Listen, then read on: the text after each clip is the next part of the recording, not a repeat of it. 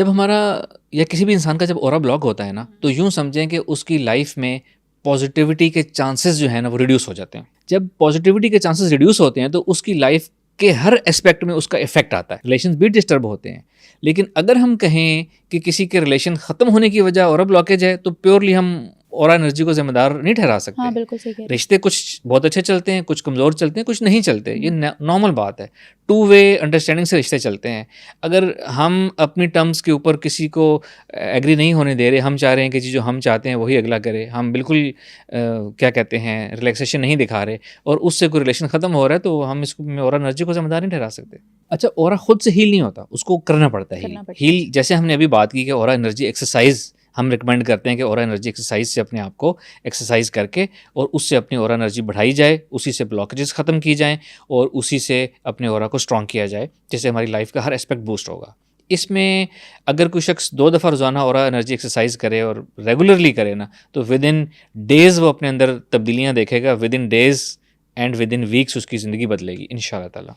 Sir, aura की exercises से हम अपनी किस्मत कैसे बदल सकते हैं? बिल्कुल, ये इसी से लिंक सवाल है। अब जैसा हमने पहले बात की कि जिसका ऑरा जितना स्ट्रॉन्ग होगा उसकी लाइफ उतनी आसान होगी, या यूँ कह लें कि उसकी किस्मत उतनी अच्छी होगी।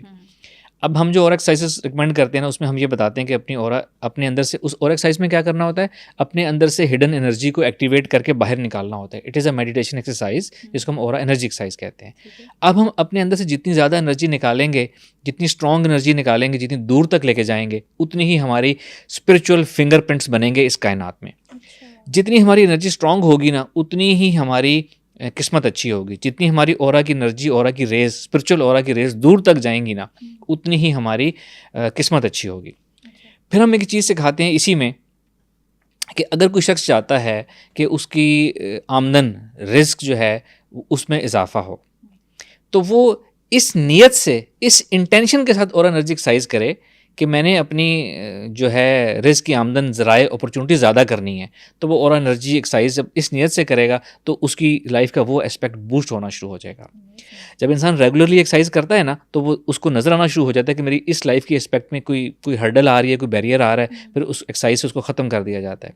इसी तरह अगर कोई चाहता है कि वो अपनी शादी के इम्कानात ज़्यादा करे, तो इसी इंटेंशन के साथ ऑरा एनर्जी एक्सरसाइज करेगा तो उसकी लाइफ का ये एस्पेक्ट बूस्ट होगा। अगर कोई चाहता है कि उसको अपनी लाइफ में इज्जत ज़्यादा मिले, लोग उसको इज्जत दें, वो इस नियत के साथ, इंटेंशन के साथ ऑरा एक्सरसाइज करेगा तो ऑरा एनर्जी में यही एस्पेक्ट बूस्ट होगा, यही उसको नज़र भी आएगा। मतलब जो नियत होगी उसी हिसाब से अगर वो करेगा तो वो काम उसको जी। इसका हम स्पेशल तरीका बताते हैं, स्पेशल इसकी हम अट्यूनमेंट भी देते हैं कि इस तरीके से करें तो ये आपके अंदर अप्लाई हो जाएगा। अच्छा, यहाँ पे मेरे जहन में एक सवाल आ रहा है कि क्या ऑरा से काला जादू का तोड़ हो सकता है? जी बिल्कुल हो सकता है, हम अच्छा। ये भी सिखाते हैं।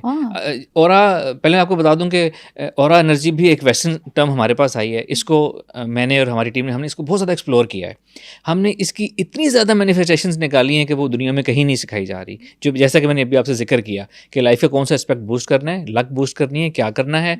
इसी तरह हम ये भी सिखाते हैं कि आपने ऑरा एनर्जी से, अगर आपके ऊपर मैजिक है, अगर आपको शक है कि आपके ऊपर मैजिक है, ब्लॉकेज है, या आपको फील हो रहा है, इसी ऑरा एनर्जी से हम आपको साथ एक कलाम पाक पढ़ते हैं, देते हैं। जो करना चाहें मैं आपको बताता हूँ। हम रिकमेंड करते हैं कि तीसरा कलमा जो है वो आप पढ़ते हुए ऑरा एक्सरसाइज, एनर्जी एक्सरसाइज करें, तो उससे आपकी जो ब्लॉकेजेस होंगी, जो जादू की ब्लॉकेजेस होंगी, वो भी टूटती चली जाएंगी। लेकिन इसमें करना ये होगा कि पहले तो आप इस कलाम पाक को, तीसरे कलमे को रोज़ाना पढ़ा करें, पढ़ने अपनी ज़ुबान पे इसको जारी कर लें कि जब आप और एक्सरसाइज करें तो बैकग्राउंड में खुद ब खुद कलाम पाक चल रहा हो।